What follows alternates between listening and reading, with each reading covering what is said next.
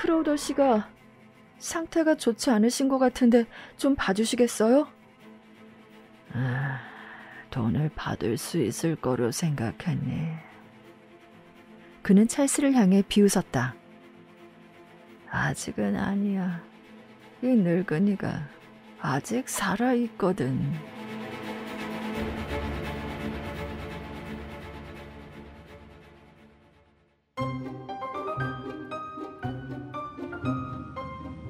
크로이던발 12시 30분.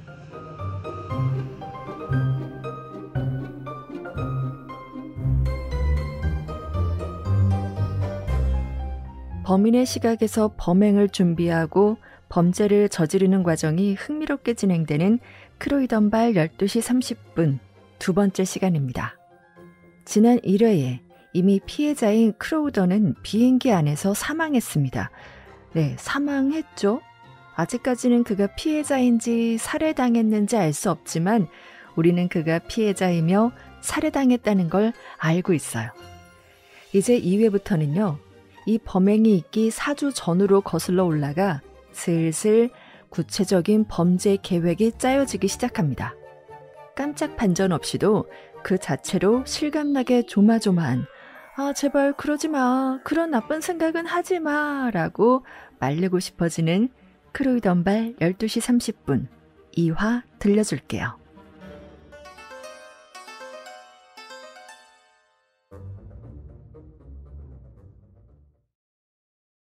이 책 들어봤니?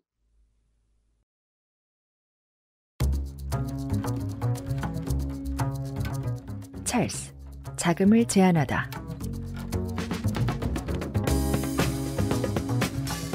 크로우더 전동기 공장은 20세기 초반 찰스의 삼촌에 의해 설립되었다. 당시 젊고 재능이 넘치던 앤드루 크로우더는 전기용품 상점에서 점원으로 일하며 진열창에 움직이는 광고판 장치를 고안해냈다. 상점의 이사진들은 그의 발상에 감탄했고 그가 직접 광고판을 제작할 수 있게 허락해 주었다. 앤드루는 장치를 완성했지만 그 광고판을 돌리는 데 필요한 12분의 1마력짜리 소형 전동기를 구매하는 데 어려움을 겪었다. 그 순간 그의 날카로운 두뇌는 새로운 가능성을 포착했다.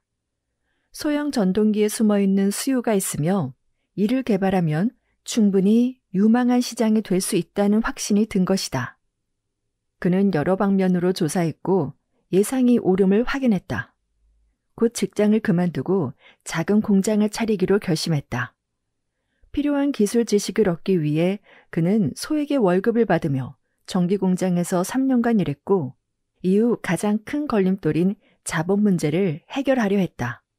다행히 생각보다 쉽게 풀렸다. 한두 해 전 그의 누이가 헨리 스윈번과 결혼했는데 헨리는 처남 앤드루의 공학적 재능을 높이 평가하고 있었다. 앤드루의 계획을 들은 헨리는 자신이 가진 전 재산을 투자하겠다고 나섰다. 금액은 1,000파운드에도 못 미쳤지만 시작하기에는 충분했다.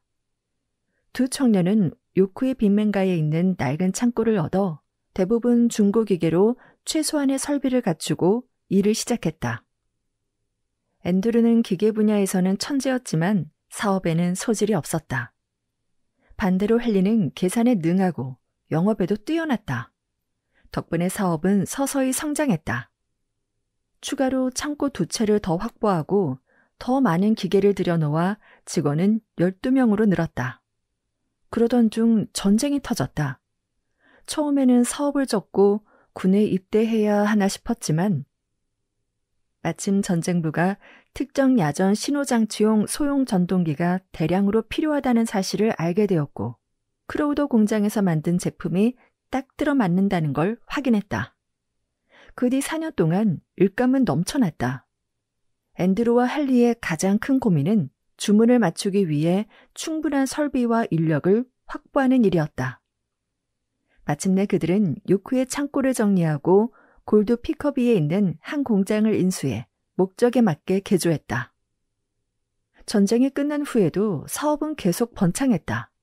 그러나 호황이 끝나자 앤드루는 이제 충분히 일했으니 죽기 전에 세상이 보고 싶어졌다. 그래서 그는 사업에서 손을 떼고 전 재산 19만 파운드를 챙겨 나왔다. 그리고 근처에 있는 오래된 저택, 더 모트를 사들이고 세계 여행을 마친 뒤 사진과 원예 같은 몇 가지 취미를 즐기며 여생을 보내기로 했다. 사업은 헨리 스윈번과 그의 외아들 찰스가 이어받았다. 찰스는 리즈 대학에서 과학학위를 취득한 훌륭한 인재였다. 1927년 헨리가 세상을 떠나자 찰스가 사업을 이어받았다. 스윈번 부인은 이미 몇 해 전에 세상을 떠났기 때문에 그는 작은 집을 얻어 하인 부부를 고용하고 사업에 전념했다. 그의 경영 아래 회사는 그럭저럭 번영했으나 대공황이 불어닥치자 파산 위기에 놓이게 되었다. 찰스는 공장에 있는 작은 마을을 끼고 흐르는 게일강을 따라 말튼길을 걸었다. 그는 잠시나마 사업 걱정에서 벗어나자 늘 마음을 사로잡는 우나 멜러의 생각으로 가득했다. 찰스는 강둑의 조용한 오솔길 산책을 좋아했는데 그곳에서는 방해받지 않고 공상에 잠길 수 있었기 때문이다. 그러나 생각에 잠겨 있어도 그는 익숙한 풍경의 아름다움에 감탄하지 않을 수 없었다. 특히 오늘은 더 눈부셨는데 8월의 황금빛 햇살이 시골 풍경을 더 빛내고 있었기 때문이다. 잔잔한 강물은 구불구불 들판을 흘러가다가 숲속으로 스며들었고 그 너머로 교회의 뾰족한 첨탑이 하늘을 찌를 듯 솟아있었다. 숲 오른편에는 마을의 집들이 군데군데 흩어져 있었고 그 뒤로는 북동쪽으로 이어진 황무지 언덕이 불규칙하게 솟아올라 있었다. 찰스는 잘 가꿔진 교회 뜰을 지나 마을 중심가에 들어섰다. 콜드 피커비는 인구 8,000명 규모의 깨끗하고 작은 도시로 티르스크, 이징월드, 헤름즐리 세 마을 사이에 있었다. 이곳의 가장 큰 자랑거리는 서쪽 바위 절벽 꼭대기에 자리한 12세기 유적 피커비 성이었는데 고고학자들에게는 성지와도 같은 곳이었다. 마을에는 양시장이 매년 열렸는데 그때마다 양떼가 거리를 검은 물결처럼 가득 채웠다. 엘리자베스 여왕이 묵었던 집도 있었는데 11세기 영국 토지대장 둠스데이북이 만들어질 당시부터 운영됐다는 여관도 있었다. 찰스 스윈번이 향한 목적지는 마을 중심가에 있는 콜드 피커비 클럽이었다. 이곳은 시내 유력 상인과 사업가들이 모여 점심을 먹는 장소였다. 라운지에 들어서자 이미 와있던 6명가량의 사람들이 찰스를 반겼다. 그곳에는 브런트 매그너스사의 브렌트, 은행 지점장 위더로, 변호사 크로스비, 그리고 대형 상점을 소유한 스팀슨과 휴즈가 있었다. 스팀슨은 금융 문제에 대해 열변을 토하고 있었다. 8%라면 나쁘진 않아 보이지만 작년에 15%를 줬던 걸 생각하면 이야기가 달라지죠. 찰스가 무리에 합류하며 물었다. 스팀슨, 수익이 반토막이 난 게 어디죠? 밴더앤 트루셋이죠. 방금 배당금이 발표됐는데 8%라네요. 같은 처지인 회사들이 많습니다. 위더로가 끼어들었다. 이윤이 반 이상 줄지 않은 회사가 어디 있겠습니까? 찰스는 충격을 받았다. 그가 가진 재산 중 대부분이 밴더앤 트루셋 주식이었기 때문이다. 물론 그가 투자한 금액이 이미 많이 줄어든 상태라 현금 손실은 크지 않았지만 절박한 상황에서는 푼돈조차 아쉬웠다. 정말 난감하네요. 그는 애써 가볍게 말했다. 저도 조금 가지고 있었거든요. 은행장 위더로는 이미 그가 주식을 갖고 있다는 걸 알고 있어서 누구보다도 위더로에게 곤란한 사정을 들키면 안 되었다. 그래서 손해를 인정하는 편이 침묵하는 것보다 나았다. 저도 갖고 있다니까요, 재수없게. 크로스비가 말했다. 밴더앤 크루셋만큼은 동북부에서 가장 건실한 회사라고 생각했는데 말입니다. 건실하긴 하죠. 스팀슨이 맞받았다. 작년보다 무려 1만 7천 파운드를 더 적립했으니까요. 이런 상황을 고려하면 그 정도면 나쁘지 않다고 봅니다. 크로스비가 대답을 마치고 찰스가 인사를 나누고 있을 때 누군가 그의 팔을 툭 건드렸다. 브론트가 그를 구석으로 불렀다. 에바 친구. 브런트가 낮은 목소리로 말했다. 방금 자네한테 편지를 보냈네. 그는 머뭇거리며 불편해하는 기색을 보였고 찰스는 마음을 다잡고 태연하게 웃으며 말했다. 받았네. 브렌트는 고개를 끄덕였다. 정말 안타깝게 생각하네, 스윈번. 다들 마음이 좋지 않아. 하지만 자네 입찰가는 최저가가 아니었어. 차이가 꽤 컸지. 사실 자네가 따내길 바랐네. 우린 늘 좋은 관계였고 또 마을 사람인 자네가 맡아줬으면 했으니까. 하지만 지금 상황이 너무 엄중해서 달리 방법이 없었네. 물론이지 친구, 괜찮아. 솔직히 아쉽지 않다면 거짓말이겠지. 이번 일이 필요했거든. 하지만 좋은 교훈이 될 거야. 맥퍼슨이 새 기계가 필요하다고 날 귀찮게 했는데 이제는 어쩔 수 없게 됐어. 기계가 있었다면 이번 일을 땄을 텐데. 브렌트는 안도의 한숨을 내쉬었다. 그렇게 말해주니 고맙네. 자네한테 큰 타격이 없길 바랄 뿐이야. 찰스가 미소를 지으며 말했다. 실망은 했지만 그렇다고 파산할 정도는 아니야. 하지만 실상은 그 반대였다. 찰스는 회사가 파산할 수도 있다고 생각했다. 그는 속으로 충격을 받았지만 점심을 먹으며 마치 아무 일 없다는 듯 가볍게 농담을 하며 태연하게 어울렸는데 그가 얼마나 강한 사람인지 알 수 있었다. 이야기는 밴더의 투르셋의 배당금 문제로 시작해 요즘 화제가 되는 사업 이야기로 흘러가더니 점차 크리켓 이야기로 넘어갔다. 스팀슨과 두어명은 다음 토요일 리즈로 가서 요크셔 팀이 켄트를 압도하는 경기를 보겠다며 열을 올렸는데 마치 학생들처럼 카운티 경기 일정을 두고 열띤 대화를 나누었다. 점심이 끝나자 남자들은 흡연실로 자리를 옮겼다. 웨이트리스가 커피를 들고 오자 그들은 작은 그룹으로 나뉘어 사적인 대화를 시작했다. 찰스는 은행 지점장 위더로와 정치 문제를 이야기하다가 그를 자연스럽게 구석으로 이끌었다. 오늘 오후에 은행에 들를까 했네. 정부의 부정과 무능을 신랄하게 씹어준 뒤 찰스가 말했다.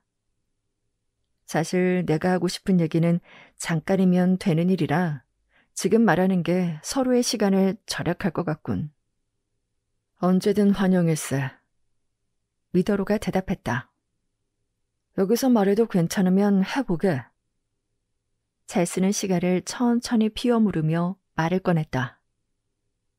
공장에 기계 3대를 들여야 할 것 같아. 한참 고민했는데 지금은 때가 아니라고 생각해 미뤄왔지. 그런데 그게 잘못이었어. 진작 사야 했는데 말이야. 자네 공장 설비는 꽤 최신 시간인가? 나쁘진 않지만 그래도 부족해. 그게 큰 차이를 만들지. 솔직히 말하면 위더로, 우리 회사가 브렌트 매그너스사의 공사 입찰에 참여했는데 방금 떨어졌다는 소식을 들었어. 새 기계 3대가 있었다면 우리 견적이 훨씬 낮았을 거야. 위더로는 정중히 유감을 표시했다. 내 실수니 불평할 수도 없지. 찰스가 말을 이었다. 파킨스사는 최신식 설비를 갖추고 있었으니 그들이 이를 따는 건 당연해. 하지만 우리도 이 기계만 있으면 이길 수 있어. 게다가 우리 쪽이 운송비도 더 적게 들거든. 자네 직원들은 훌륭하지? 말할 것도 없지.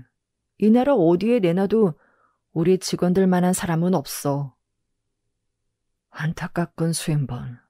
자네 사정은 그렇다 치더라도 나로선 지역 경제를 위해서라도 자네가 따내길 바랐거든. 찰스가 고개를 끄덕였다. 물론 나도 아쉽네. 하지만 크게 걱정하지 않아. 어디서 잘못됐는지 알았으니 실수를 바로 잡을 수 있거든. 그래서 말인데 위더로 기계 구매 자금을 은행에서 빌렸으면 하네. 위더로의 표정이 진지해졌다. 그는 파이프 속 담배를 천천히 신중하게 꾹꾹 눌러 담고서야 고개를 들어 찰스를 바라보았다. 스윈번, 누구보다도 자네 부탁을 들어주고 싶지만 지금도 한도 초과 상태 아닌가? 찰스가 고개를 끄덕였다. 알지. 하지만 불가능한 걸 해달라는 게 아니야. 사실 아버지가 남기신 그림 2어점만 팔아도 이 돈은 충분히 마련할 수 있네.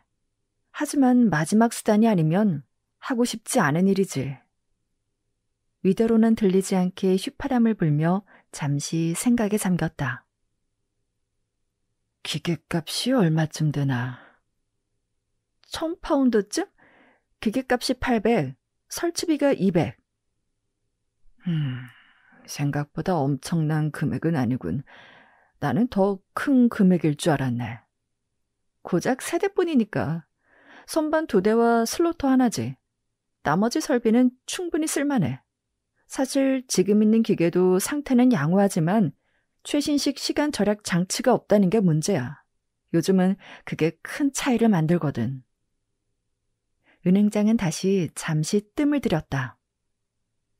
그러면 담보는? 찰스가 어깨를 으쓱했다.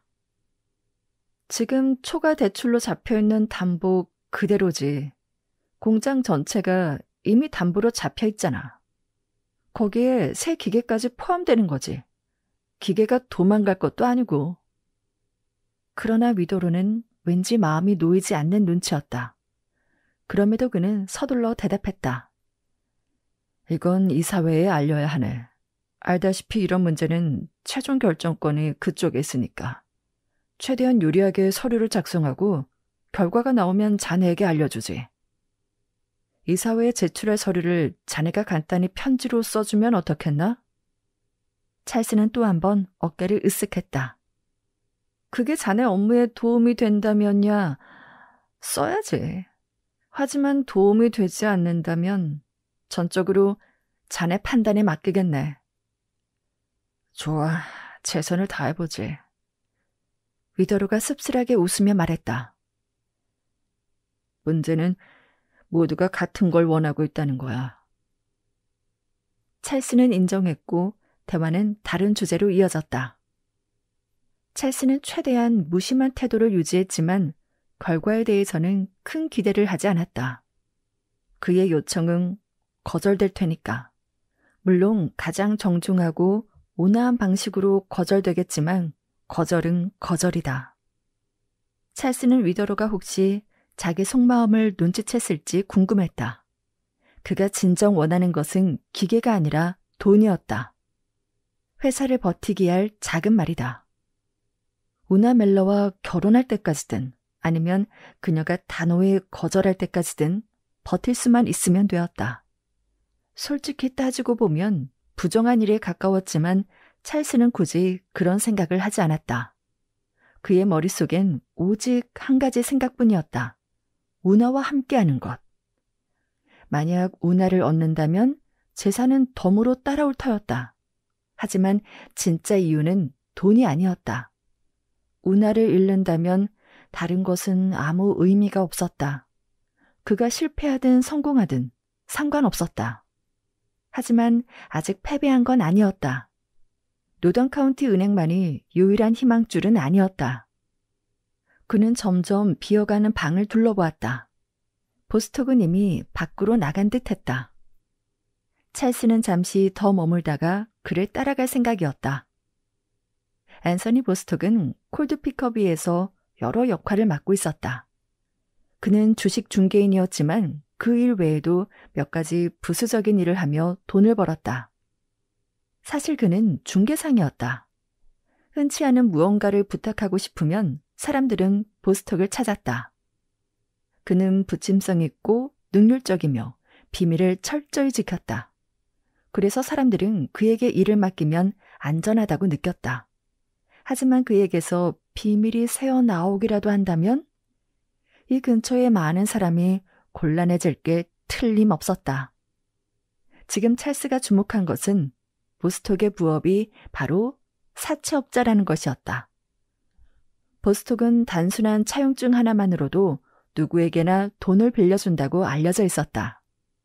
물론 누구에게나라는 조건에는 한계가 있다는 걸 찰스도 알고 있었지만 자신은 선택된 사람 중 한 명일 거로 생각했다. 클럽을 나온 찰스는 하이가로 나와 시청 모퉁이를 돌아 좁은 골목길로 들어섰다. 몇 집 지나지 않아 보스톡의 사무실이 보였고 찰스는 문을 밀고 들어갔다. 보스톡은 작고 통통한 체구에 친절했지만 약간 느끼한 사내였다. 그는 찰스를 지나칠 정도로 반갑게 맞아주었다. 점심 식사가 끝나고 잠깐 얘기 좀 하려고 했는데 둘러보니 벌써 가셨더군요. 요즘 어떻게 지내세요? 찰스가 먼저 입을 열었다. 보스톡은 그럭저럭 버틸만 하다고 했으나 그의 표정에는 근심이 드러나 있었다.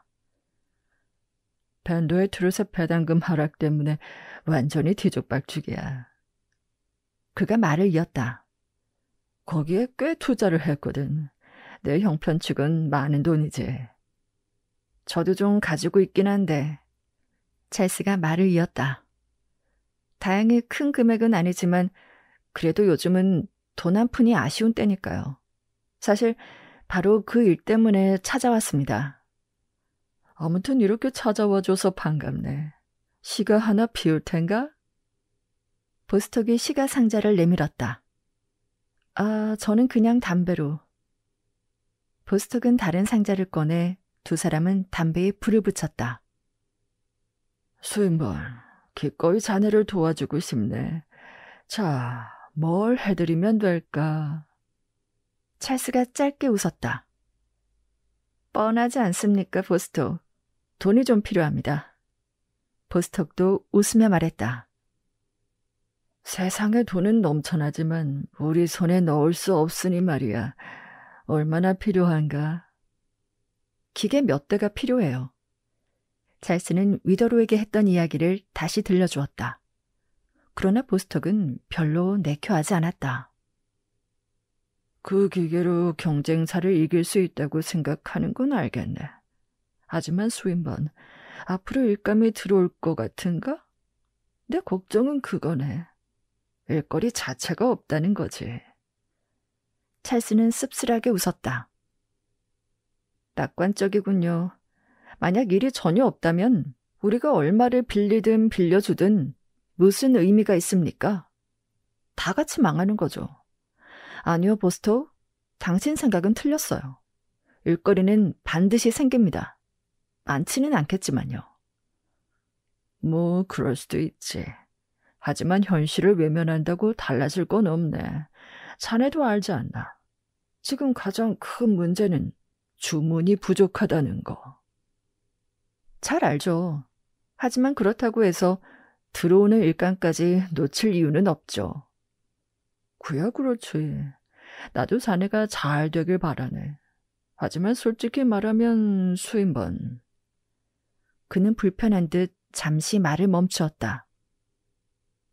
자네만큼은 돕고 싶지만 내 재정 상태가 그만한 액수를 빌려줄 수 있을지 모르겠네. 사실 말은 안 했지만 이번 밴드 앤 드루셋뿐만 아니라 여러 곳에서 꽤 심한 타격을 입었어. 스웨덴 매치에도 좀 투자했고 RMSP에도 했지. 게다가 전시국채에도 손실이 있었네. 혹시 공장을 담보로 제공하겠다는 건가? 네, 그럴 생각입니다. 그 말은 결국 자네 공장을 저당 잡히겠다는 얘긴데. 이미 담보로 잡혀있지 않나? 아니요, 아닙니다.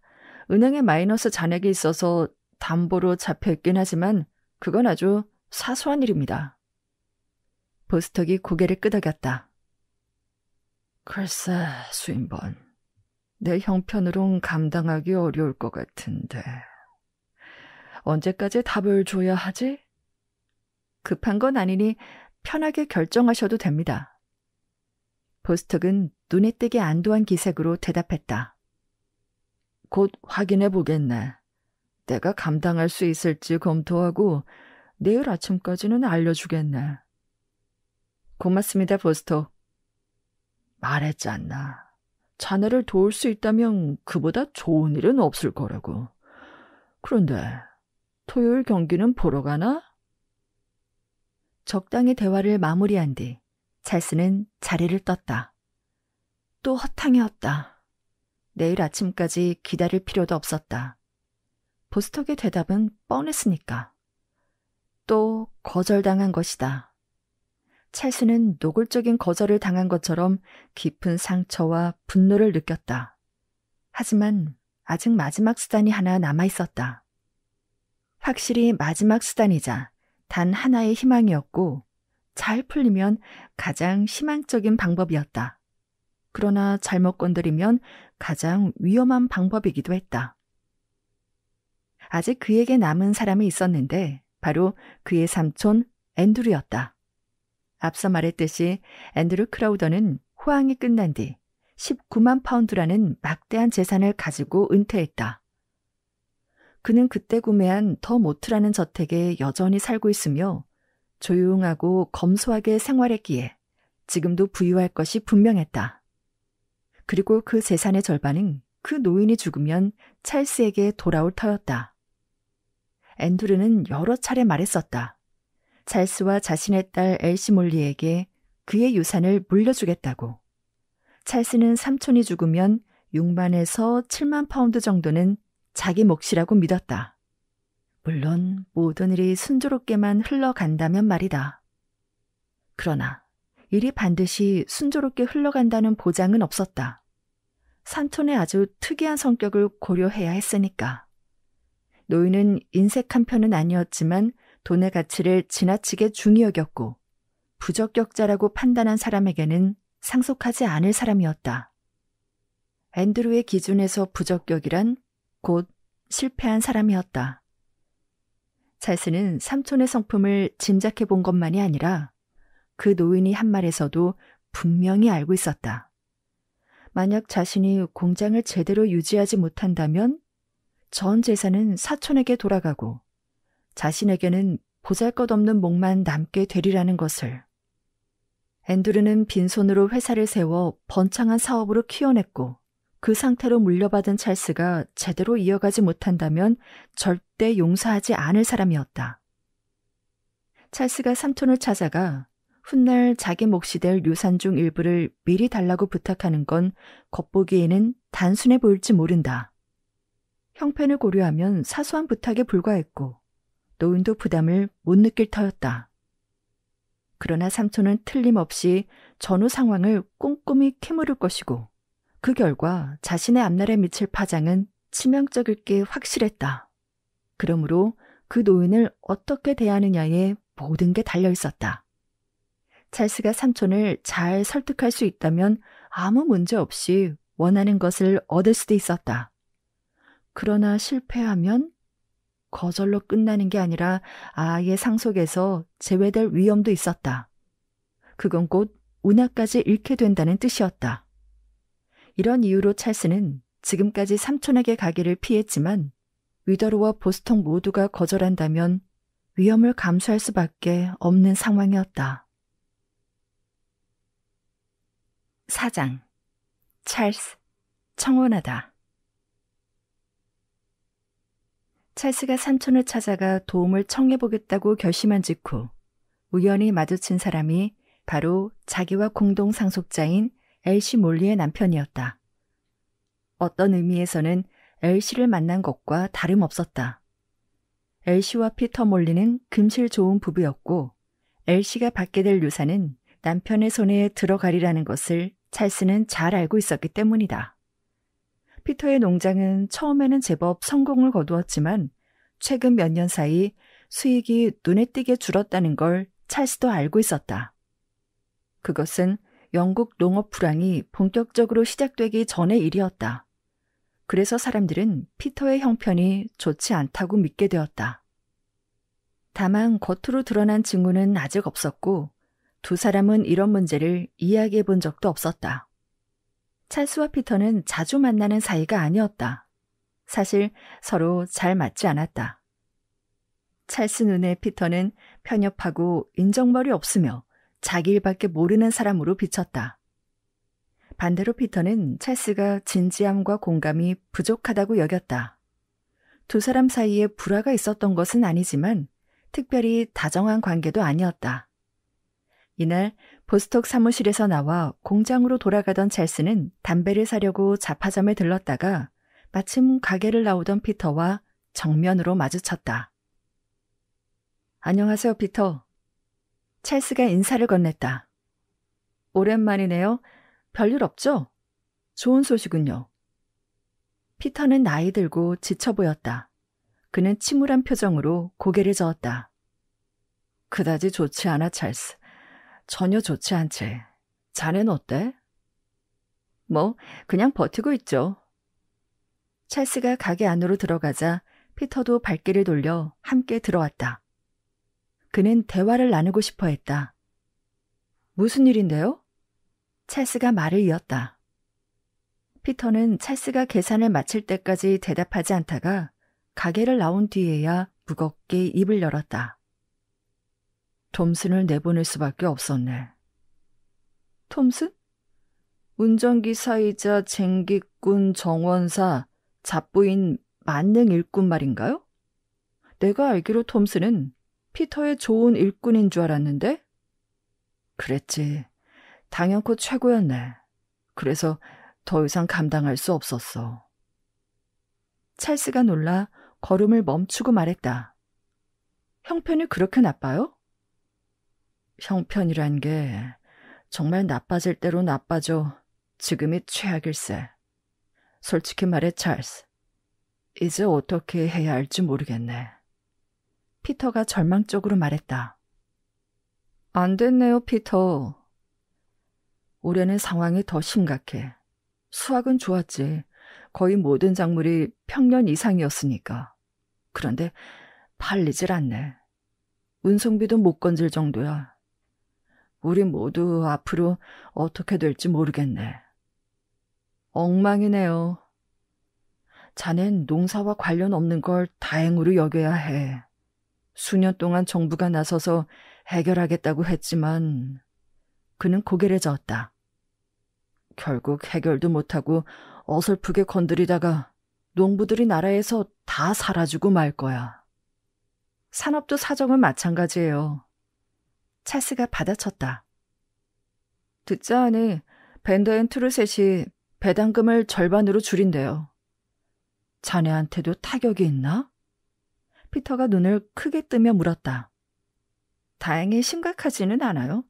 거기에 넣어둔 게 별로 없거든요. 그래, 자넨 괜찮겠지. 작은 금강이나 다름없지 않나. 하지만 난 사정이 너무 안 좋아서. 피터는 주위를 살피고는 목소리를 낮췄다. 최후의 수단으로 장인을 찾아가기로 했네. 찰스는 불쾌한 기색을 감추려 애썼다. 이건 그의 계획과 맞지 않았다. 만약 피터가 앤드루 크라우더에게 도움을 청한다면 그가 노리던 기회가 막혀버릴 터였다. 그는 피터를 단념시킬 방법이 없을지 고민했다. 삼촌에게 큰 기대하지 않는 게 좋을 것 같은데요? 그가 운을 띄었다. 왜지? 엘시를 위해서라고 하면 돼. 게다가 난 많은 걸 바라지도 않아. 어차피 훗날 그녀가 받을 목 중 아주 일부만 미리 쓰는 거니까. 엘시가 직접 말씀드리는 건 어때요? 피터는 잠시 망설였다. 엘시에게 지금 얼마나 곤란한 처지에 있는지는 말하지 않았어. 괜히 걱정시키고 싶지 않거든. 나라면 삼촌께는 절대 가지 않을 거예요. 찰스는 고개를 저으며 말했다. 왜 안 된다는 거지? 거절하면 그뿐 아닌가. 그게 잘못 생각하는 거예요, 피터. 찰스가 날카롭게 받아쳤다.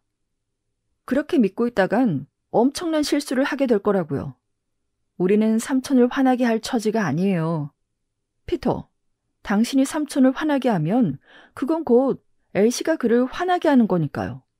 삼촌은 우리에게 엘시와 내가 공동 상속자가 될 거라고 하지만 그건 돌에 새긴 법이 아니니 언제라도 마음만 먹으면 바꿀 수 있다고요.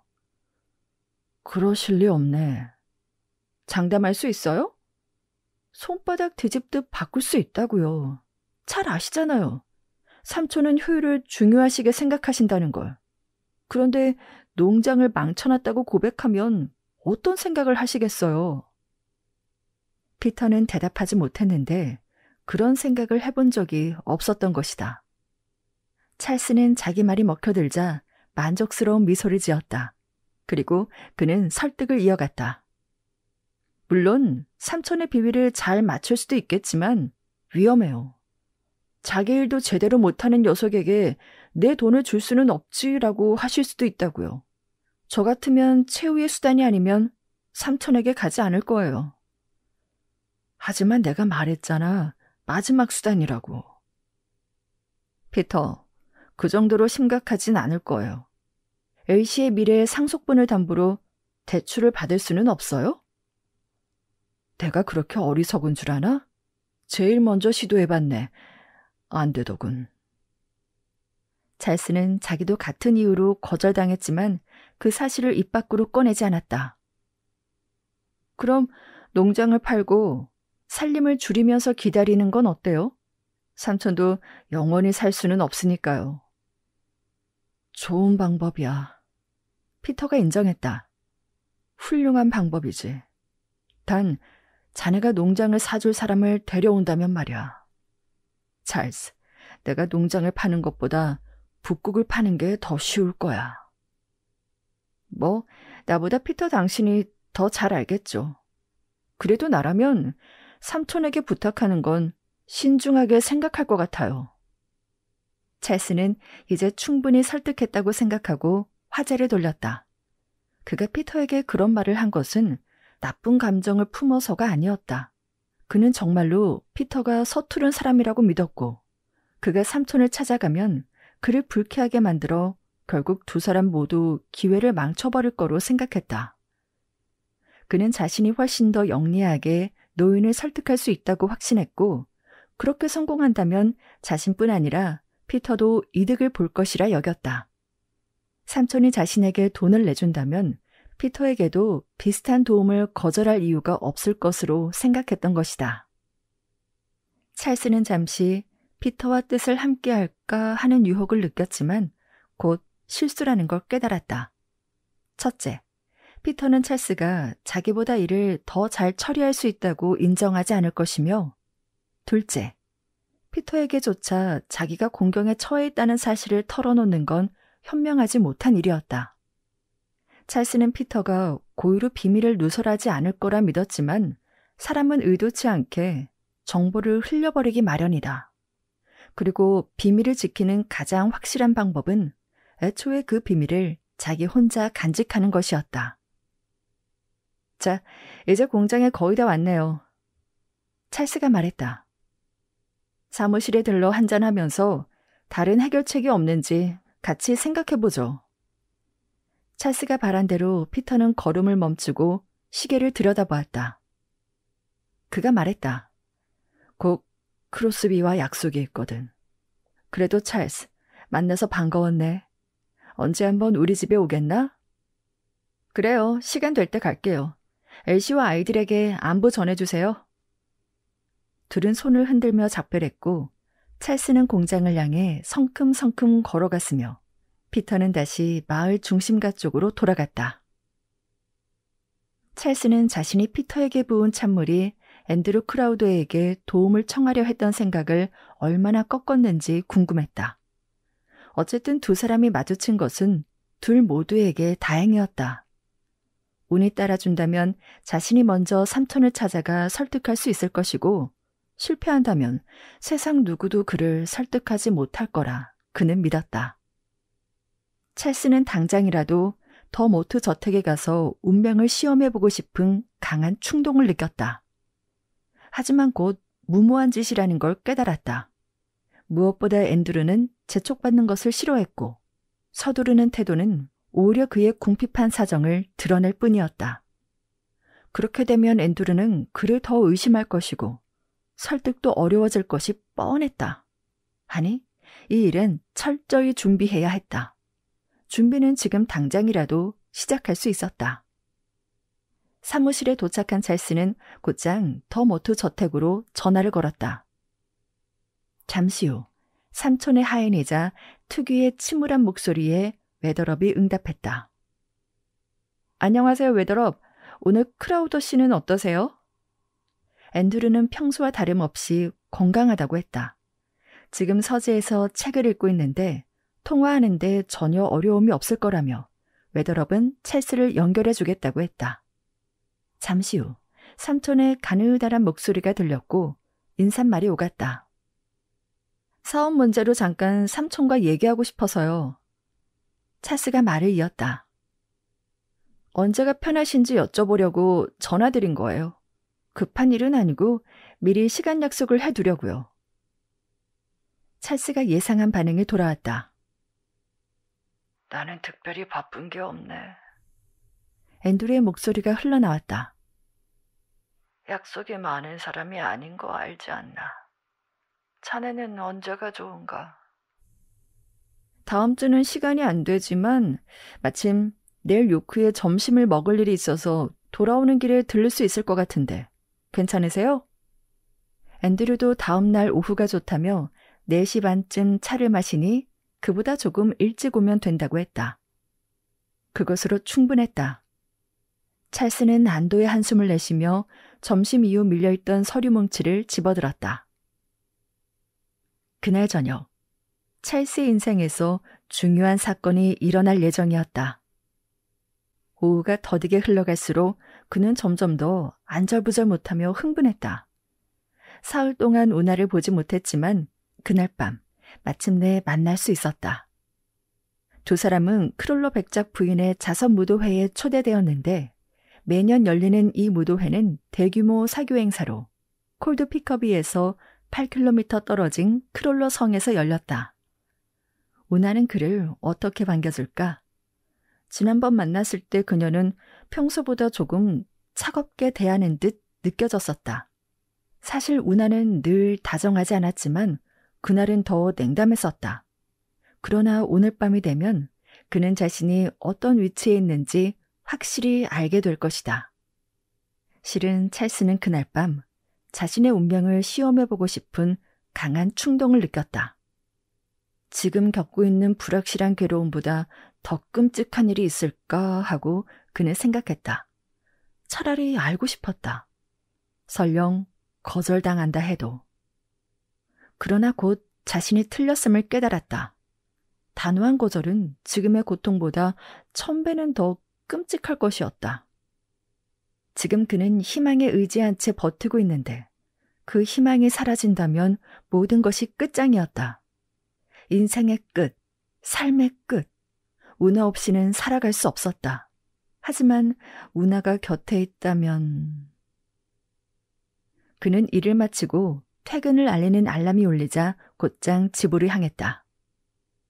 찰스는 1.5km 정도 되는 직장과 집 사이의 짧은 거리를 걸어 다녔다. 걷는 것이 건강 유지에 도움이 된다고 믿었기 때문이다. 게다가 이 길을 걷는 것은 즐거웠다. 언덕을 따라 황무지 쪽으로 이어진 산책길은 처음엔 게일강의 계곡을 따라가다가 강과 직각으로 꺾여 계곡 옆을 오르며 개암나무와 자작나무가 우거진 숲을 지나게 되고 곧 참나무와 느릅나무 숲으로 바뀌었다. 찰스는 작은 저택에서 혼자 살고 있었고 롤린스라는 노부부가 그의 살림을 돌봐주고 있었다. 그의 저택은 언덕 아래 전망 좋은 곳에 자리 잡고 있었다. 집 앞에는 나무가 없어 시야가 탁 트여 있었고 남쪽을 내려다보면 콜드 피커비 마을과 바위, 무너진 성터가 내려다 보였다. 그리고 뒤쪽으로는 요크까지 이어지는 비옥한 평야가 펼쳐져 있었다. 북쪽과 동쪽은 울창한 숲이 바람을 막아주었고 그 너머에는 황홀할 만큼 탁 트인 황야가 이어져 있었다.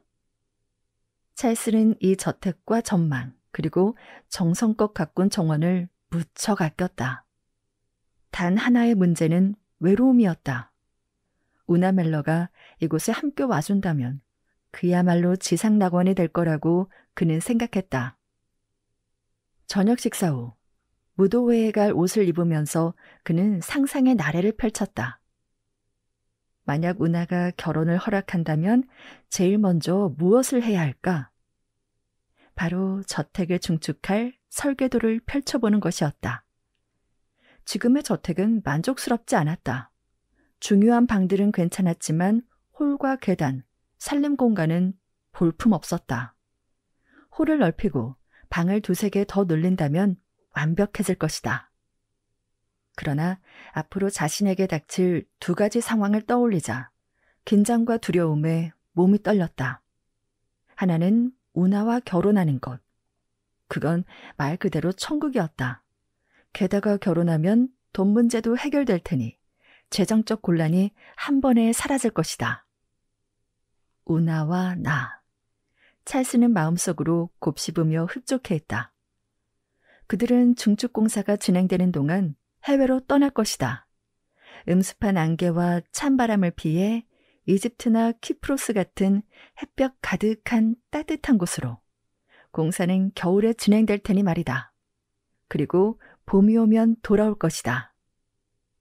모든 게 가장 아름다울 때 돌아와 완벽한 집과 완벽한 환경에서 살게 될 것이다.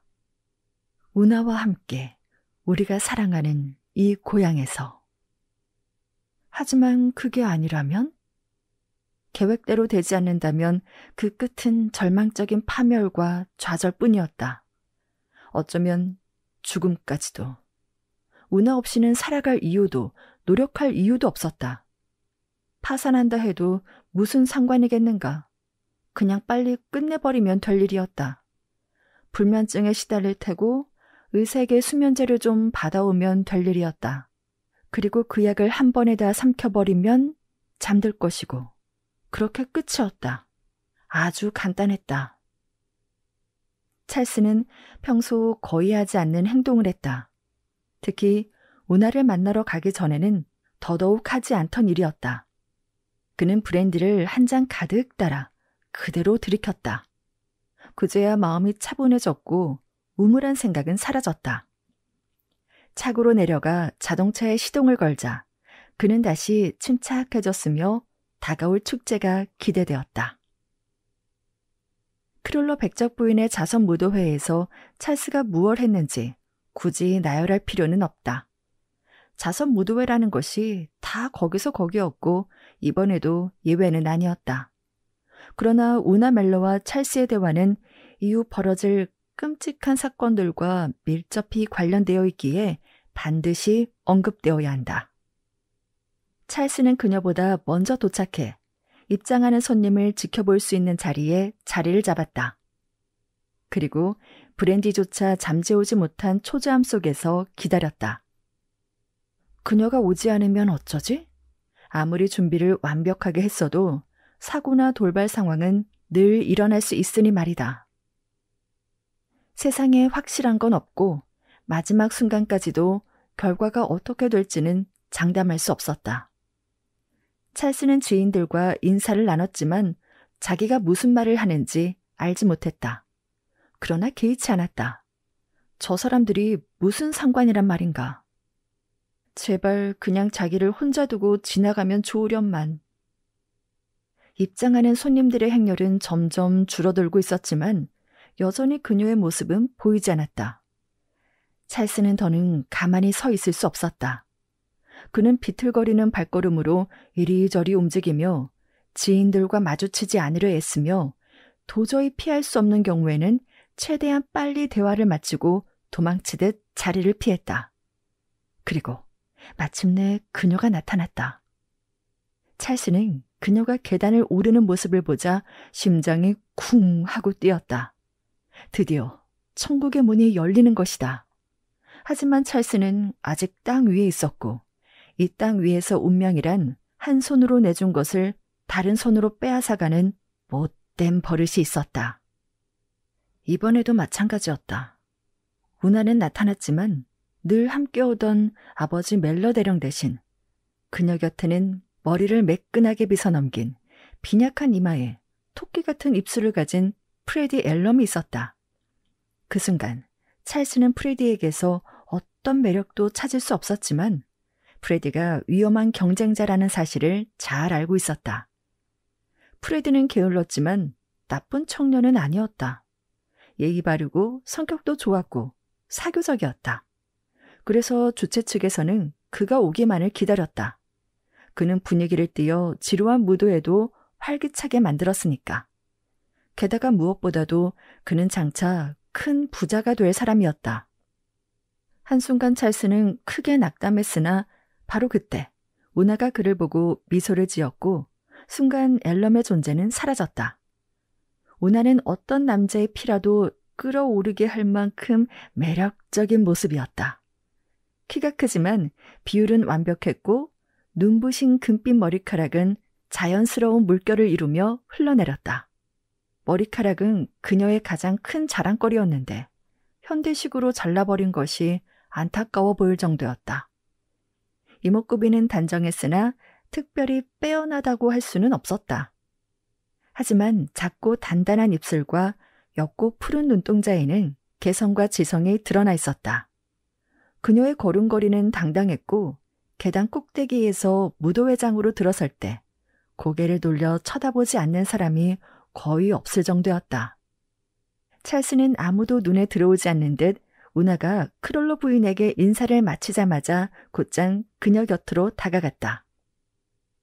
안녕 찰스. 우나는 무심하게 인사했다. 프레디 앨럼은 알지? 찰스는 잠시 벌레 같은 프레디에게 시선을 돌려야 했다. 저 건방진 녀석. 마치 그녀의 관심을 받을 자격이라도 있는 듯 희죽거리고 서 있다니. 만약 눈빛이나 마음속 저주만으로도 사람을 죽일 수 있다면 앨럼은 그 순간 들것에 실려 장례식장으로 옮겨졌을 것이다. 대령님과 함께 오시는 줄 알았는데 무슨 문제라도 있는 건지. 귀찮아서 안 오셨어요. 본인은 감기 기운이 있다고 하시지만 다행히 프레디가 나타나지 않았다면 곤란했을 거예요. 오나, 전화도 있는데 왜 연락하지 않았어? 돌아갈 때는 내가 바래다 드리지. 제발 그렇게 하게 해줘. 앨런도 신사답게 양보할 거야. 그렇지, 앨런? 그녀가 원하지 않으면 안 됩니다. 앨런은 찰스를 보며 비꼬듯 미소 지었다. 우나는 별로 내켜하지 않는 표정이었고 찰스는 화제를 바꾸기로 했다. 우리가 맨 앞에서 분위기 좀 잡아볼까? 그는 장난스럽게 말하며 그녀에게 춤을 신청했다. 그들은 만찬 무도회를 함께 했고 찰스는 그녀를 설득해 온실의 아늑한 구석자리로 옮기자고 제안했다. 우나는 순순히 따라 나섰고 그곳으로 함께 걸어가던 중 찰스가 이성을 잃고 모든 신중함을 내던지게 만든 사건이 벌어졌다. 그들이 묘목이 심긴 진열대 모퉁이를 도는 순간 우나가 발을 헛디뎠다. 심각한 정도는 아니었고 넘어질 위험도 없었다. 누군가가 떨어뜨린 화분을 밟은 것뿐이었다. 잠시 휘청거렸지만 큰 사고는 아니었다. 그러나 찰스는 그녀가 발을 헛디딘 순간 황급히 달려가 그녀를 붙잡았다. 하지만 그는 결과를 전혀 예상하지 못했다. 그녀에게 손이 닿는 순간 전류가 온몸을 휩쓸고 지나갔다. 그것은 마치 무너진 댐에서 쏟아져 나온 물이 주변 들판을 순식간에 삼켜버리듯 그를 압도해버렸다. 그는 시간과 장소의 감각을 잃었고 그녀의 존재 말고는 아무것도 보이지 않았다. 그 순간 그녀는 그의 품에 안겼고 그는 그녀의 얼굴에 뜨거운 입맞춤을 퍼부었다. 정신이 돌아왔을 때 그의 가슴은 크게 뛰었다. 그녀는 저항하지 않았다. 화도 내지 않았다. 단지 눈을 감은 채 그의 품에 안겨 있었다. 그러고는 눈을 뜨고 묘하게 떨리는 웃음을 지었다. 찰스, 당신은 늘 이런 식이에요? 그녀가 물었다. 이제 날 놓아줘요. 아니, 찰스가 단언했다. 내가 살아있는 한 당신을 절대 놓지 않을 거야. 그럼 날 업고 집까지 데려가야겠네요. 기꺼이 그렇게 하지. 바보 같은 소리 말아요, 찰스. 누군가 올지 몰라요. 그러니 어서 놓아줘요. 오라지 뭐.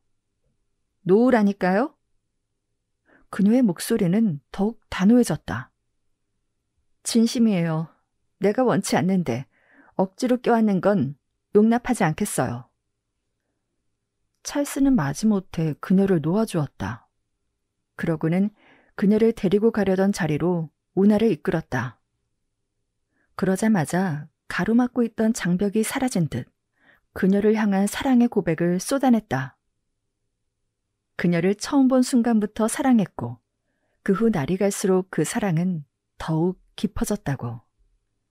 그녀의 사랑만이 그의 전부이며 만약 결혼을 거절한다면 그는 더는 살 이유가 없었다. 지금처럼 의심 속에 괴로워하며 살 수 없었다. 그러나 우나의 냉정한 이성이 그의 열정을 식혀버렸다. 그녀도 찰스를 좋아하긴 하지만 진심으로 사랑하는지 확신할 수 없었다. 적어도 찰스만큼은 아니었다.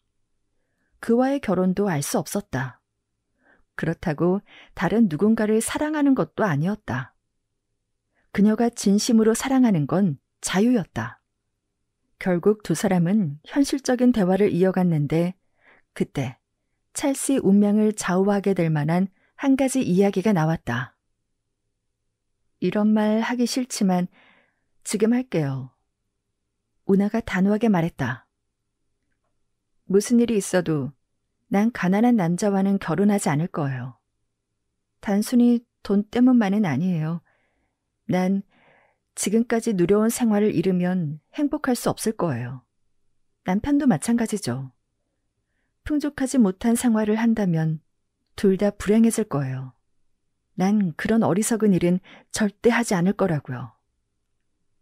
우나, 그 문제라면 나와는 관계없어. 나는 부자는 아니지만 가난하지도 않아. 나와 결혼한다면 당신이 지금까지 누려온 생활을 그대로 유지할 수 있어.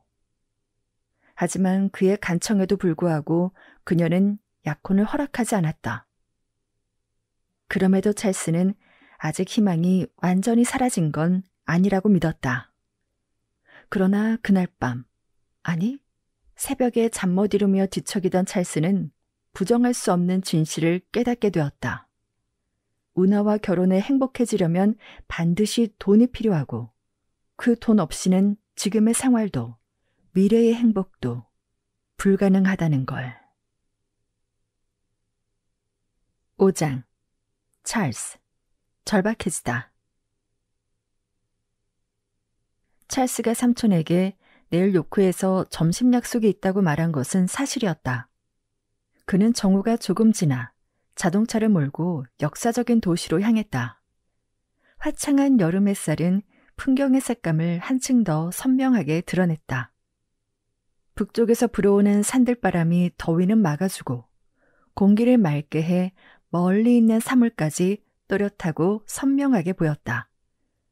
그러나 찰스는 생각에 잠겨 천천히 운전하며 이 풍경의 아름다움을 느끼지 못했다. 다만 아스팔트 길 위를 구르는 타이어의 부드럽고 잔잔한 소음만이 그의 귀에 기분 좋게 들릴 뿐이었다. 그는 초대받은 상공회의소 점심 모임 따위는 전혀 신경 쓰지 않았다. 찰스는 대중 앞에서 연설을 하는데 익숙했고 아무런 준비도 하지 않았지만 막상 때가 되면 적당히 할 말을 떠올릴 수 있으리라 확신했다. 그가 지금 가장 신경 쓰고 있는 것은 사적인 문제였다. 온통 우나 생각이거나 곧 다가올 삼촌과의 만남 말이다. 그 만남은 틀림없이 중요한 순간이 될 것이기에 절대 서툴게 굴어 망치면 안 되었다. 삼촌을 상대하는데 이렇게 눈치를 살펴야 한다니 얼마나 비참한 일인가. 그는 한탄했다. 차라리 앤드루에게 솔직하게 다 털어놓고 원하는 것을 요구할 수 있다면 얼마나 좋을까. 하지만 그렇게 했다가는 파국이었다. 앤드루는 공궁이라는 병 때문에 성격이 뒤틀려 있었다. 그는 이제 현실과 단절된 채 내면의 세계에 갇혀 살았고 현실 감각을 잃고 시대 변화를 따라잡지 못하고 있었다. 점심 모임은 찰스가 예상한 대로 무난하게 끝났고 오후 3시쯤 그는 다시 자동차를 40분쯤 몰아 삼촌 집에 도착했다. 더 모트는 품격 있는 저택이었다. 오래되긴 했지만 이름에서 느껴지는 것만큼 오래된 것은 아니었다. 약 100년 동안 그 저택은 찰스의 저택과 마찬가지로 언덕에서 같은 풍경을 내려다보고 있었는데 찰스의 집이 좀 더 높은 곳에 있어 조망은 더 좋았다. 더 모트는 네모 반듯하고 견고한 외관을 드러내고 있었다. 섬세한 몰딩이나 장식은 없었지만 균형 잡힌 구조와 단정한 외형 덕분에 위엄이 느껴졌다. 오랜 세월 빛이 바랜 벽돌은 은은한 색조를 띠었고 주변을 둘러싼 나무들과 잘 어울렸다. 화려하진 않지만 차분하고 안정적인 분위기의 이 저택은 마치 바깥 세상과 단절된 안식처를 떠올리게 했다. 왜 이 저택을 더 모트라 부르게 되었는지는 아무도 알지 못했다. 집 주변에는 성이나 큰 요새를 둘러판 깊은 도랑 같은 것은 애초에 없었기 때문이다. 그러나 이름이야 뭐든 상관없었고 앤드루 크로우더가 이 집을 인수했을 때도 굳이 이름을 바꾸지 않았다. 집 앞에는 잘 손질된 잔디밭이 펼쳐져 있었고 그 위로 거대한 너두밤나무 여러 그루가 파수꾼처럼 서 있었다. 저택 뒤쪽에 보이지 않는 곳에는 앤드루가 심심풀이 삼아 시장에 내다 팔기 위해 채소를 가꾸는 텃밭이 있었다. 그러나 이 작은 저택의 진정한 자랑거리는 호수였다. 아니, 엄밀히 말하면 반쪽짜리 호수였다. 나머지 절반은 앤드루 이웃의 소유였던 것이다. 이 호수는 상당히 넓었는데 약 120평 정도 되었다. 호숫가를 따라 숲으로 둘러싸인 몇몇 섬이 있었는데 너도밤나무, 참나무, 느릅나무는 울창하게 자라 아래까지가 호수에 잠길 정도였다. 호숫가에는 물고기가 가득하다고 알려졌지만 더 모트에 사는 사람 중 낚시를 즐기는 이는 아무도 없었다. 그럼에도 보트 창고와 보트가 2척이나 있었다. 찰스가 배를 누르자 웨더럽이 현관문을 열었다. 아, 웨더럽, 날씨가 화창하네요. 찰스는 무표정한 얼굴을 바라보며 말을 건넸다. 웨더럽은 마지못해 동의했다. 오늘 크로더 씨는 어떠세요? 찰스가 이어서 물었다. 괜찮으십니다. 조금 전까지 누워 계셨는데 지금 일어나셨습니다. 찰스는 그를 따라 홀로 들어갔다. 넓고 균형 잡힌 훌륭한 공간에는 위층으로 이어지는 단순하지만 위험 있는 계단이 놓여 있었고 앤드루의 취향답게 화려하진 않지만 품위 있는 가구를 배치해 공간은 편안하고 멋스러웠다. 웨더럽은 찰스를 위층으로 안내했는데 고양이처럼 소리 없이 걷는 그의 습관이 찰스를 거슬리게 했다. 찰스는 일부러 발소리를 크게 내며 밝고 힘찬 목소리로 말을 건넸지만 웨더럽은 반응하지 않았다. 찰스의 대화 시도는 말을 꺼내보기도 전에 흐지부지 끝나버렸다. 잠시 후 찰스는 검은 참나무 판자로 둘러싸인 작은 서재로 안내되었다. 2개의 창문 가운데 책상이 놓여 있었는데 앤드루는 이미 은퇴했으나 여전히 일하는 걸 좋아했기 때문이다. 그 외의 가구들은 소박하면서도 안락했고 두툼한 카펫과 푹신한 가죽 안락의자가 있었으며 벽에 걸린 몇 점의 판화는 모두 귀중한 작품이었다. 이 저택의 주인은 안락의자에 앉아 있었다. 찰스의 눈에 앤드루는 몇 주 전 마지막으로 만났을 때보다 훨씬 더 수척해 보였다. 그는 빠르게 늙어가고 있었다. 아픈 사람이 그렇듯 그의 몸 상태는 기복이 있었다. 외출할 수 있을 만큼 상태가 괜찮아 콜드 픽업이로 드라이브를 가거나 심지어 런던까지 다녀오기도 했지만 또 어떤 때는 방에 틀어박혀 나가지도 않고 손님도 만나지 않았다. 그런데 불행히도 오늘은 기운이 없는 것 같았다. 찰스 왔구나. 그는 가느다란 목소리로 인사를 건네며 힘없이 손을 내밀었다. 늙은이를 이렇게 불쑥 찾아오다니 뜻밖의 영광이구나. 하지만 분명히 이유가 있겠지. 오늘은 몸 상태가 어떠세요, 삼촌? 찰스는 명랑하게 대답하며 손을 흔들었다. 내 안부를 묻기 위해 먼 길을 온 건 아닐 테고, 그렇지? 노인은 다소 불편한 어조로 말했다. 맞습니다. 작은 사업 문제로 삼촌을 뵙고 싶다고 말씀드렸잖아요. 그렇다고 삼촌 안부와 관계가 없는 건 아닙니다. 그래, 사심 없는 친절은 언제나 기쁜 법이지. 자, 무슨 일이지, 찰스? 삼촌, 아직 오늘 기분이 어떠신지 말씀 안 해주셨잖아요.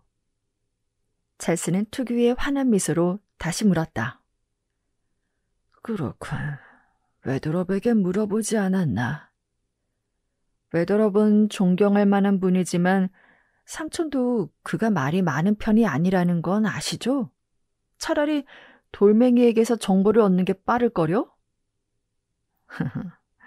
자네가 굳이 알고 싶다니 말하자면 나는 아주 건강해. 건강 얘기가 나온 김에 자넨 어떤가?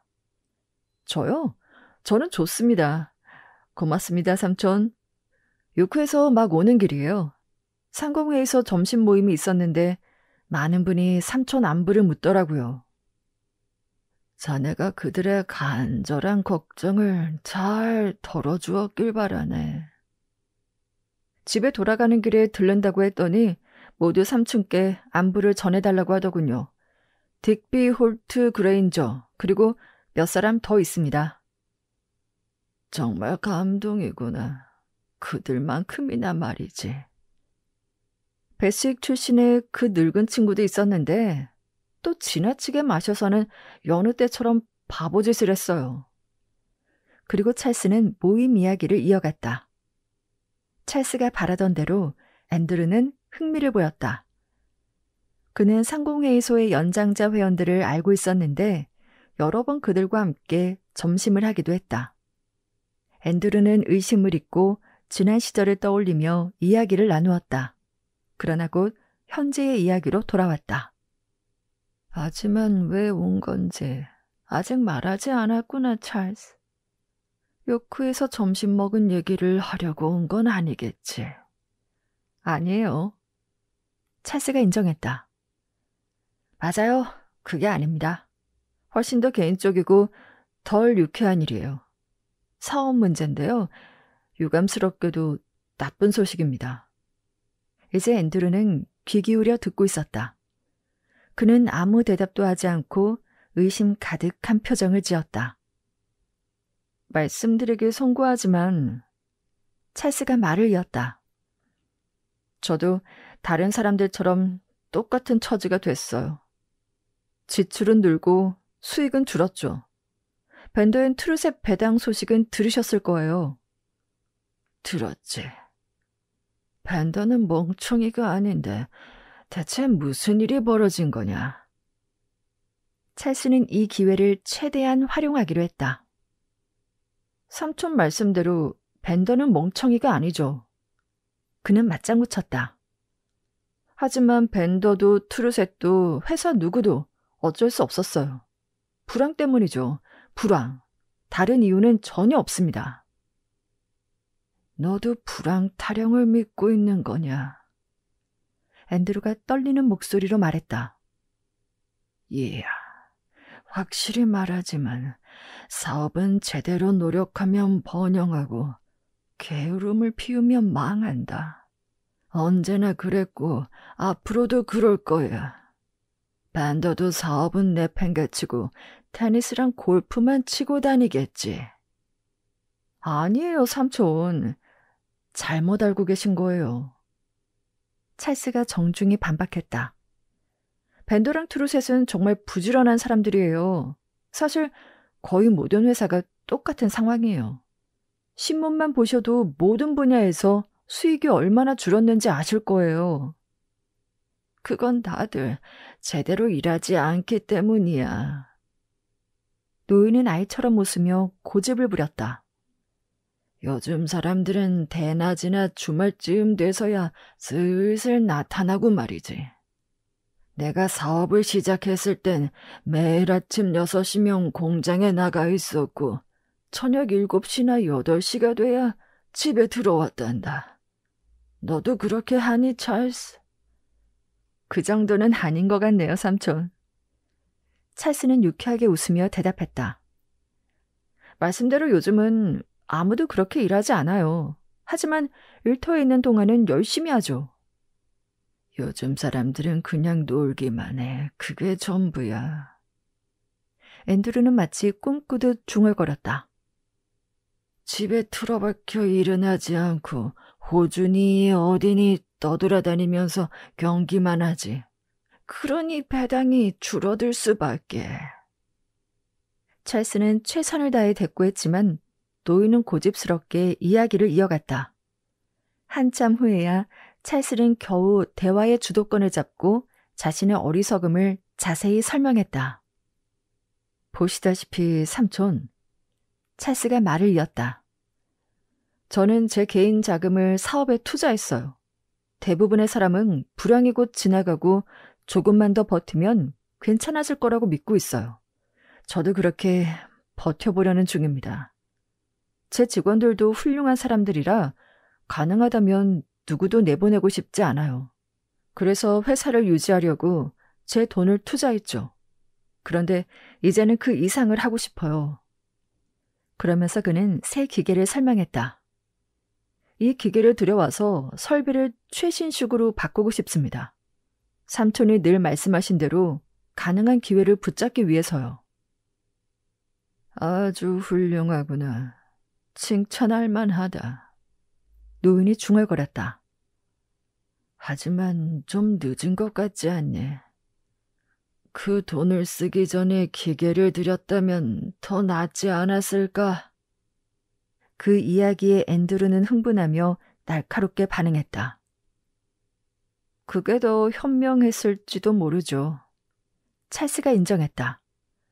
하지만 그랬다고 해도 결과는 달라지지 않을 거예요. 결국 제가 더 많은 자금을 마련하지 못하면 공장은 문을 닫을 수밖에 없다는 겁니다. 노인은 크게 상심한 듯 보였다. 내 평생을 그 공장에 바쳤는데 이제 와서 네가 그걸 망쳐놨다고 하니 실망이 크구나.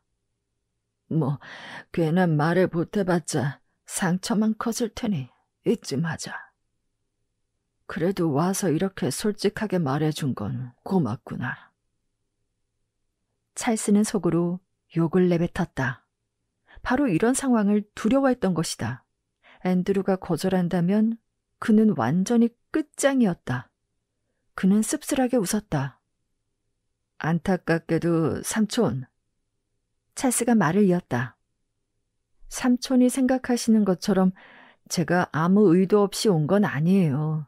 사실 지금은 아주 특별한 상황이라 삼촌께 부탁을 드리러 온 겁니다.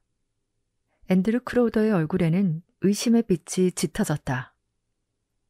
내 조언을 원한다는 거겠지. 그가 떨리는 목소리로 말했다. 안타깝게도 내 조언 따위는 오래전부터 아무도 묻지 않았지. 이 늙은이는 오래전부터 한쪽으로 밀려나 있었단다. 삼촌의 조언도 필요해요. 찰스는 억지로 웃음을 지으며 말했다. 하지만 다른 것도 부탁드리고 싶습니다. 사실 돈을 좀 빌려주실 수 있을까요? 노인은 어린아이처럼 고개를 끄덕였다.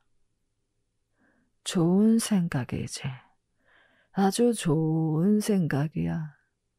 사업을 망쳐놓고 내게 뒤처리를 바란다 이거지. 영리한 생각이구나, 찰스. 너는 성공할 만하다. 찰스는 간신히 화를 참으며 미소를 지었다. 삼촌이 생각하시는 것처럼 심각한 건 아니에요. 제가 원한 건 삼촌께서 주시기로 한 유산 그 이상이 아닙니다. 설명해 드릴게요. 노인은 못마땅한 듯 고약하게 웃으며 중얼거렸다. 대가 없이 뭔가를 얻고 싶은 거지. 그렇지 않니? 우리 모두 그렇단다, 찰스. 다들 공짜를 원하지. 하지만 쉽게 얻을 수는 없단다. 찰스는 애써 웃음을 지었다. 그러고는 인내심을 갖고 그의 계획을 자세히 설명했다. 대단한 사업가로구나, 찰스. 그걸 증명했어. 그래서 이제 이 늙은이를 지워버리고 싶다는 거지. 이 늙은 바보만 없어지면 네가 전부를 차지할 수 있을 테니까. 그는 교활한 웃음을 지으며 비꼬았다. 찰스는 정말로 화가 났다. 삼촌, 그건 옳지 않아요. 그가 강하게 항의했다. 제 말에는 그런 의도가 전혀 없었고 삼촌도 그게 사실이 아니라는 걸 아시잖아요. 앤드루는 조금 놀란 듯 보였다. 어쩌면 아닐 수도 있지. 그가 인정했다. 하지만 내가 왜 네 비용을 부담해야 하지? 그 이유를 설명할 수 있겠니? 그런 뜻이 아니에요, 삼촌. 이미 주시기로 약속한 한도 내에서 조금만 미리 달라는 것뿐이고 삼촌에게는 전혀 부담이 되는 금액이 아닐 거예요. 맞는 말이긴 한데 내 질문에 대한 답은 아니지 않나. 맞아요. 찰스가 솔직하게 대답했다. 솔직히 이유는 없어요. 제가 삼촌의 조카라는 사실 말군요. 삼촌이니까 남에게는 베풀지 않을 도움을 저한테는 베풀어 주실 수 있지 않을까 생각하는 것뿐이에요. 앤드루는 고개를 저었다.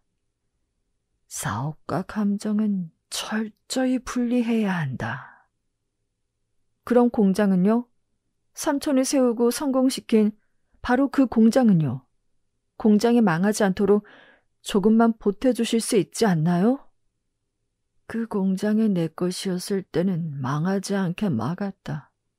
하지만 지금은 내 것이 아니야. 그럼 직원들은요? 다들 훌륭한 사람들이고 삼촌도 대부분 아시잖아요. 그들이 일자리를 잃지 않도록 조금만 도와주실 수 없나요? 제발요, 삼촌. 제가 부탁드리는 건 아주 작은 부분입니다. 찰스는 큰 실망을 느꼈다. 노인이 점점 지쳐가고 있었는데 평소에는 하지 않는 긴 대화가 그를 지치게 한 것이다. 갑자기 그의 온몸이 축 늘어진 채 의자에 힘없이 몸을 기댔다. 그 순간 찰스는 섬뜩한 불안감에 휩싸였는데 노인은 희미하게 왜더래 하고 중얼거렸다. 찰스가 급히 벨을 눌렀다.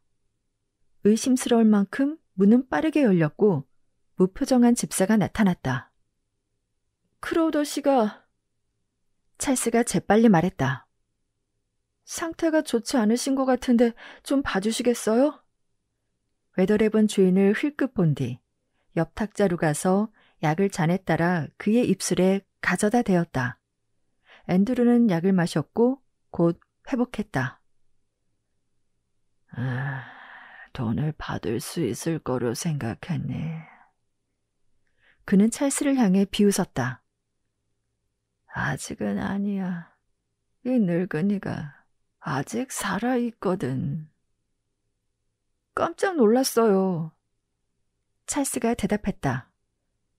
저 때문에 삼촌이 피곤해지신 것 같아 죄송합니다.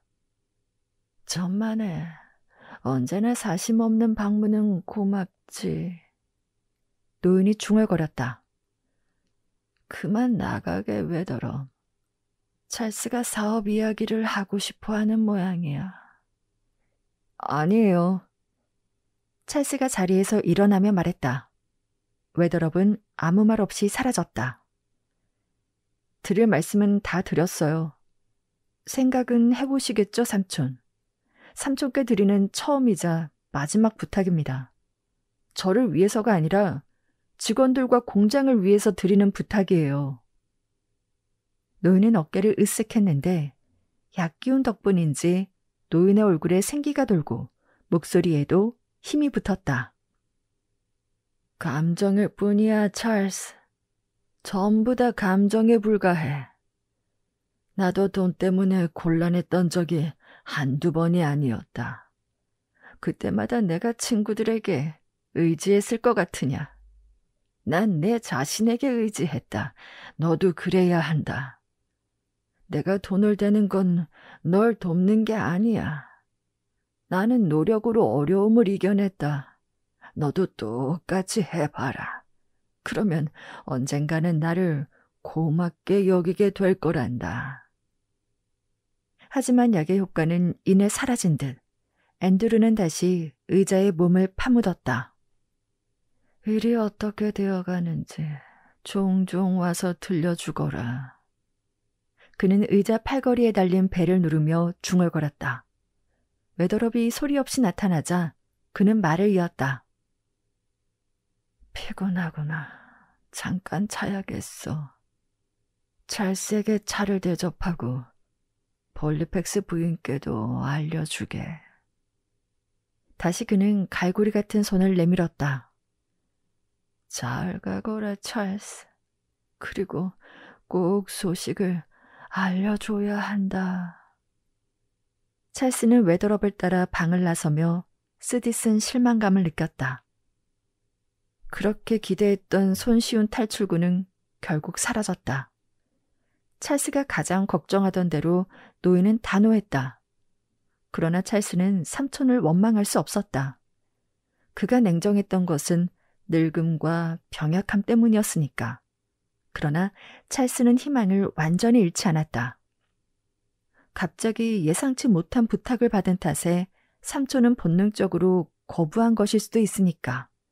앤드루는 성향상 새로운 일이라면 무엇이든 반대할 수 있다. 하지만 곰곰이 생각하다 보면 고집은 누그러질 가능성도 충분히 있었다. 찰스는 불만을 조금이라도 드러내는 것은 큰 실수라는 걸 깨달았다.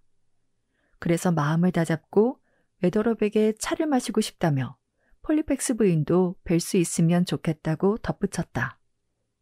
페넬로페 플리펙스는 앤드루의 누이로 성공적이지 못했던 런던 주식 중개인의 미망인이었다. 남편이 죽고 경제적으로 공공해지자 앤드루는 그녀와 딸 마고트에게 집안일을 맡는 조건으로 함께 살 것을 제안했다. 그 합의는 잘 지켜졌고 폴리펙스 부인은 약속대로 자기 몫을 훌륭히 해냈다. 앤드루는 그의 방에서만 지내며 집안일로 방해받지 않았고 저택은 사실상 전적으로 폴리펙스 부인의 손에 맡겨졌다.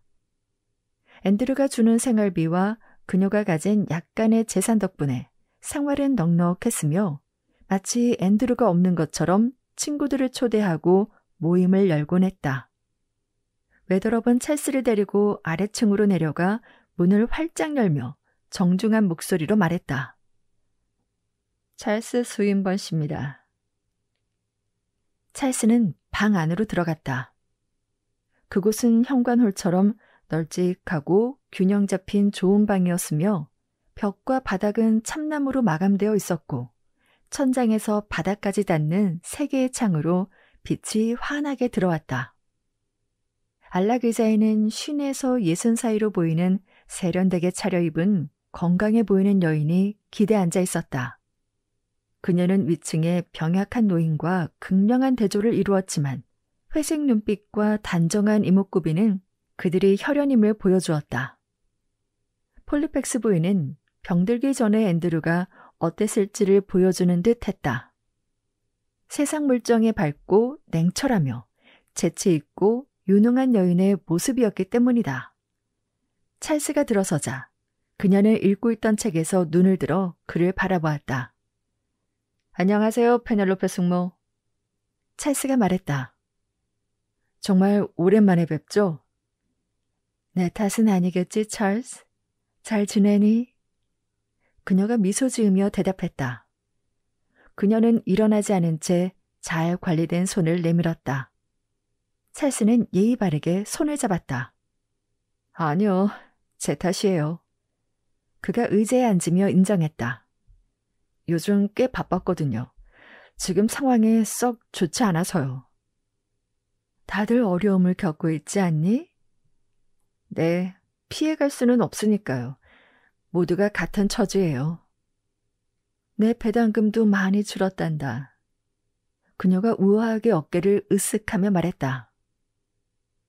그래도 다 같이 파산한다면 함께 망한다는 위안이라도 있겠지.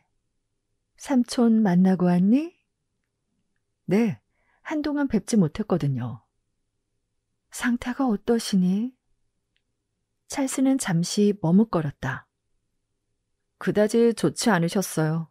사실 꽤 놀랐습니다. 발작 하시는 것 같더라고요. 완전히 쓰러지시는 줄 알았다니까요. 간신히 웨더랩을 부르셨고 그가 약을 타드려서 겨우 회복하셨습니다. 그런 발작이 점점 잦아지고 있단다. 예전과 달라지셨어. 지난 겨울보다 확실히 약해지셨거든. 정신적으로도 육체적으로도. 저도 그렇게 느꼈어요. 상황을 이해하시는 것도 어려워 보였거든요. 최근에 아주 우울해하셨단다. 내 생각엔 소화불량 때문인 것 같아. 찰스는 얼굴을 찌푸렸다. 정말 고약한 병이네요. 누구라도 우울해질 만하죠. 저도 어떤 기분인지 잘 알거든요. 찰스, 네가? 아직 젊은데 무슨 소화불량. 무슨 일이 있었니? 글쎄요. 운동 부족 때문이겠죠. 삼촌은 예전엔 소화불량으로 고생하지 않으셨던 것 같은데. 그렇죠? 아니, 오래전부터 앓고 계셔. 최근 들어 심해진 것뿐이란다. 누군가가 알약을 권했는데 그게 도움이 된다는구나. 그 약이 뭔지 잘 알아둬야겠네요. 온갖 때 광고에 나오는 약 중 하나야. 의사에겐 비밀로 하시더라. 알면 아마 불쾌할 거라고. 삼촌은 그걸 끼니마다 챙겨 드셔. 효과가 좋다고 하시더구나. 그런 약은 잠깐 도움이 될지 모르지만 결국 대가를 치르기 마련이에요. 마고는 어디 갔죠? 테니스 치러 갔어. 널 못 봐서 아쉬워하겠네? 마고 폴리펙스는 찰스의 사촌이자 폴리펙스 부인의 외동딸이었다. 24이 된 그녀는 예쁘지만 사치스러운 취향을 가지고 있었다. 그녀는 콜드 피커비를 지독히 싫어했고 그곳 사람들과 사교계를 깔보았다. 그녀의 소원은 런던에서 사는 것이고 사교계에 정식으로 소개된 적이 없는 걸 늘 불만으로 여겼다. 그래서 이 지역에서는 인기가 없었지만 그녀 특유의 날카롭고 재치 있는 입담 덕분에 무도의 분위기를 살리는 재능이 있어 주최자들은 늘 그녀를 불러 함께하기를 원했다. 찰스는 저택에 오래 머물지 않았다. 머릿속에 떠나지 않는 고민으로 사소한 대화를 나누는 일조차 고역이었기 때문이다. 지난 반 시간 동안 애써 잊으려 했던 무거운 근심이 다시 그를 덮쳐왔다.